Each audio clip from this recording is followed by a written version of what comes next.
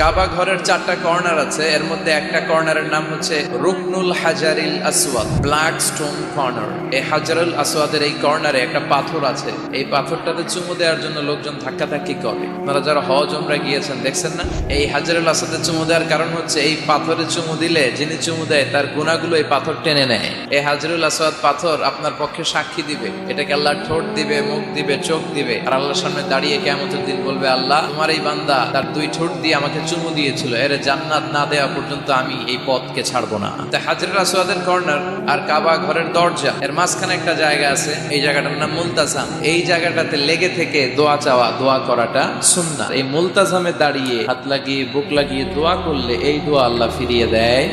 এই দোয়াটা কবুল করে নেয় কে? সাহাবারা এটা করতেন। কিন্তু এই মুলতাজামে তো সহজে জায়গা পাওয়া যায় না, লক্ষ লক্ষ হাজী সাহেব মুআতামিরুন উমরাকারীরা ধাক্কাধাক্কি করে ওই জায়গায়। তো এক ইমাম সাহেব সে অনেক ধাক্কাধাক্কি করে যুদ্ধ করে মুলতাজামে হাত লাগানোর সুযোগ পেয়েছে। হাত লাগায় ধাক্কার চোটে সে তাড়াতাড়ি করে আল্লাহর কাছে দোয়া করতেছে যে, আল্লাহ জীবনে যত দোয়া করছি আর যত দোয়া করব এই সব দোয়া তুমি কবুল করে নিও। এই একটাই দোয়া। হি ওয়ার্কড স্মার্ট, সে স্মার্টলি কাজ করেছে। It doesn't